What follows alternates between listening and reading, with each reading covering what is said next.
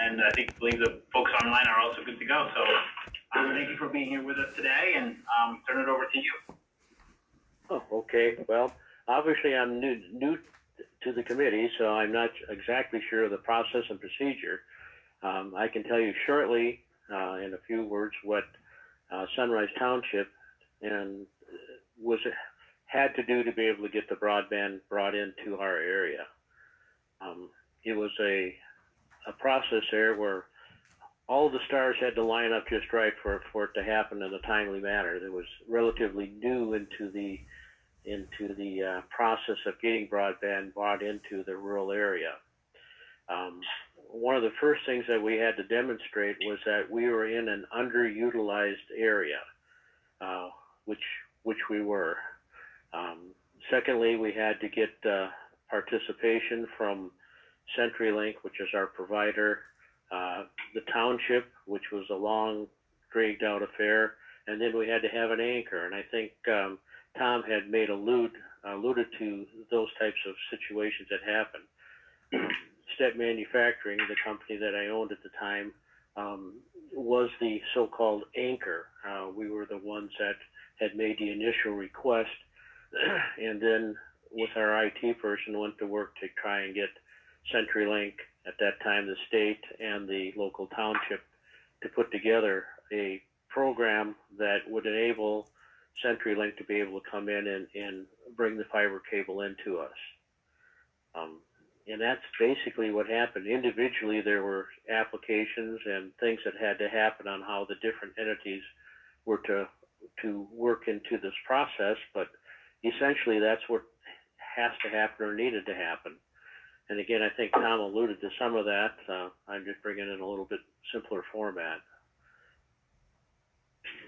Shane, this is Steve Fensky. Thanks for being on today. Can you talk a little bit about how your business used broadband once you got it, the differences before and after? Well, without the broadband, just going with the regular connection, we weren't able to obtain the speeds that were necessary to utilize it. Our website, trying to use the cloud for any data storage, just the speed in which, we just needed to have a better connection to be able to connect to the world, so to speak. I oftentimes use the phrase that the broadband will do for the rural community what rural electric did to the country, back in the 20s and 30s when they were bringing electricity into all the rural areas. I believe that's probably a good comparison. Where would we be now if that wouldn't have ever happened? And you can say the same thing about the broadband. Where will we be in 5 years or 10 years from now if this doesn't happen? So for us, it enabled us to be able to gain access to a larger market, faster data transfer, where we can get information. We link our ERP system that we use here. We link to our suppliers, downloading information. Without it, it would have been the time it would take to do these types of operations, requests for information would take, hours instead of seconds. For any business that's doing work outside of the local community, it is a necessity, and that's why we went after it. Our IT person was frustrated with the speeds, and this was our only opportunity to do that. But it took cooperation from several people to have that happen. We acted as the anchor. However, without the support from the local community, the state, and the federal, and CenturyLink using their grant monies, it probably wouldn't have happened now or in any time in the near future. We were not on a list to get. We had to ask and repeatedly to get that to happen. So Shane, so again, thank you for being on and for sharing sort of the lessons along the way. Part of what you said, like as you went through your organization was the anchor.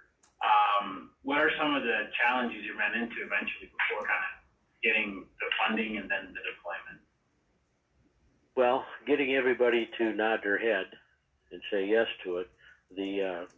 Our local township, we're working with township people. I mean, and they had to come up with a way of being able to do it. Now, they created a service district to be able to do this, which took time. They had to have a petition put together, signed by the people that were going to be involved in that. Unfortunately, we have 2 service providers in our township, and going through this process did not take care of everybody in the township. So there was, we had conversations about that. Everybody wants it, from businesses to, families, especially with the COVID thing going on with, working from home and teaching our students from home. It made it very nice to be able to have the access. Without it, it would have been extremely difficult. The township put together the service district, which there are multiple ways, and you probably, for the township standpoint, want to look at, what options are available to get this grant put together, not grant, but to get the funding put together for it. The service district was a way to do it. It's not necessarily the easiest way for the township, mainly because you have to maintain with the county auditor's office annually what needs to be done to get this put onto their tax bill. So, there needs to be good counsel on how to get those bonds put together. That makes sense. And what was the time frame from when you sort of said, okay, we have to do this, to you actually saw, lines putting to the ground and then connectivity finally taking place? Well, like I had indicated earlier, apparently all of the planets lined up, because it was a relatively short period of time once everybody.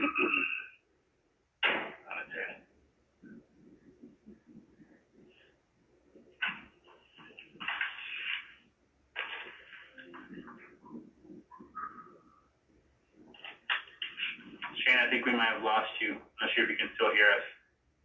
Like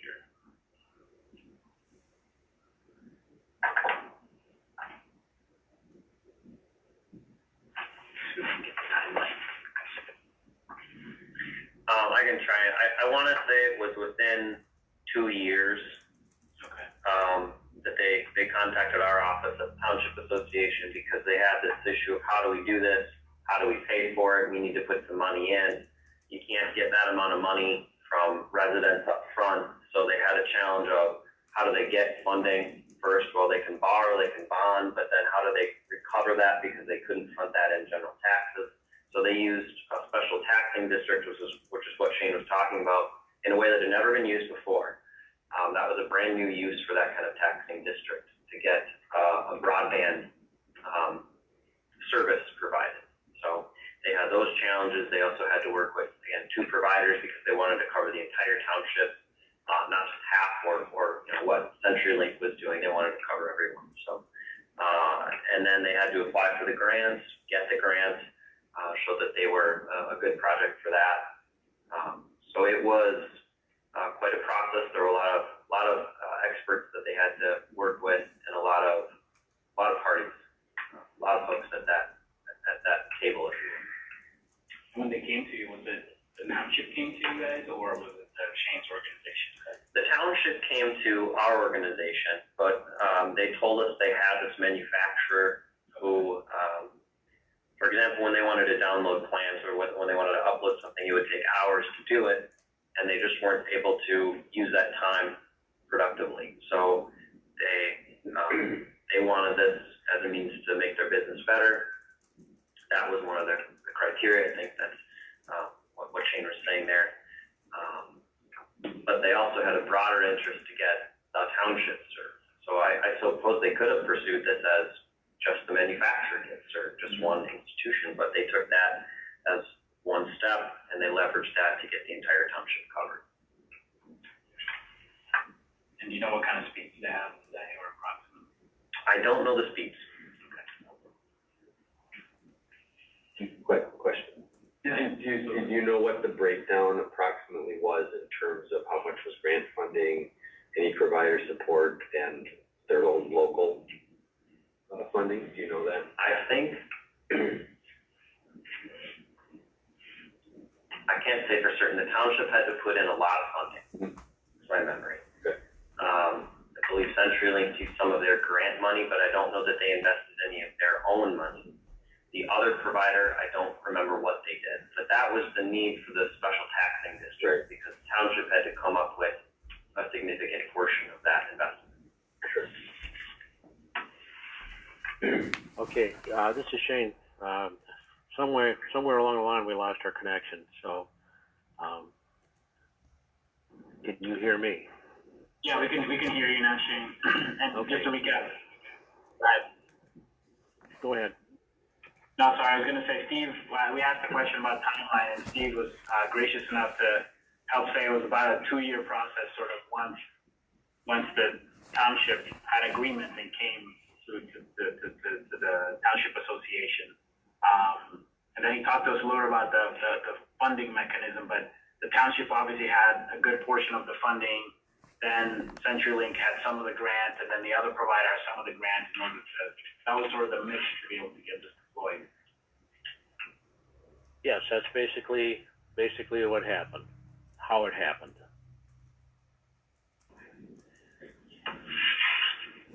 And then one question, Shane, is what sort of speeds are you seeing today? I mean, I know you sort of, the previous process was lengthy to upload and download files for you and for your organization. What kind of speeds are you seeing now? Well, it's whatever you choose to buy. At that point, we chose to buy a gig to take care of our normal operations, but you can buy up as much as you want. Okay. Steve, do you think that this could be a template for other townships then? Or was it too much effort that it might not be something other townships would explore? I think other towns can do it. I believe one other township did something similar, but it takes that big investment from the township. There's not a lot of money coming in from the provider. So they really have to want it, and this township really wanted it. Right, you're right there. Like I say, Sunrise Township chose to do the service district. One of our neighbors here over at Nestle, I believe they chose just to write the check for their portion of it. And there's some definite advantages that go along with that. As I'd indicated, there's this annual reporting that has to be done with the auditor's office. That goes away.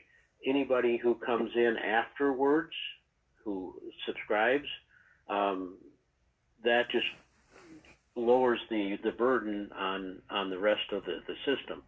The way this works now with the special service district is that if you come in, it's a 10-year bond that the township went after, and if somebody in that service district wants to get on board, they have to go back so many years and pay up front to get onto it. So that part of it was probably a little bit hard for anybody who's coming in afterwards. Now, it does lower the burden on everybody else slightly, but it's the township clerk and the auditor's office have to be involved in an annual report, as opposed to where Nestle just chose to write the check. So depending upon what their funding mechanism that the township would like to use, will determine a great deal on how many months it's going to take to get everybody else on board. Got it, thank you. For everyone, Diane in the chat put in a lot of information around the funding and the speeds. I think this is really good information. Scott, actually, we could use this in the report as well. You could read it.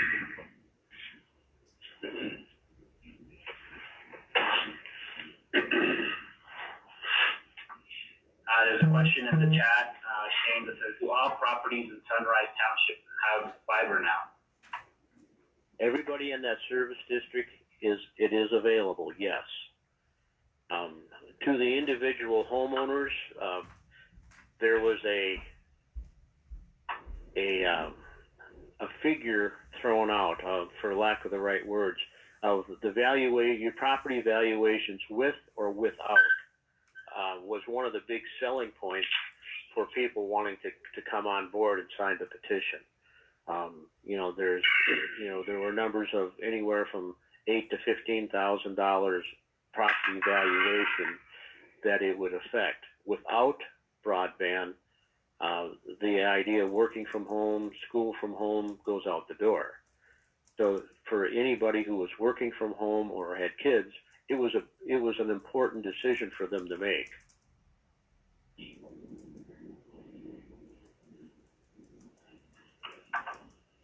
Steve Georgie, I know you have a question. I come up and I can read it off the chat. Yeah, go ahead, Diddy. Okay. Is there a reason why the township did not pursue a border-to-border grant for funding? They did, and that's what Diane put into the chat there. A very good question, of which I don't have the answer for. Why it wasn't county is, and I'm not sure this wasn't as a result of some counsel that the township had received on how to put the funding together. I don't know the answer to that one. Having two service providers does make it difficult on how they should go about providing that service.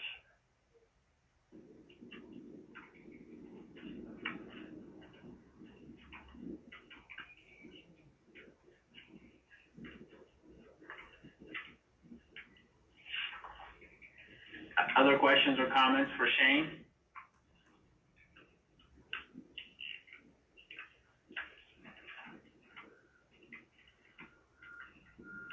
Not seeing any hands online and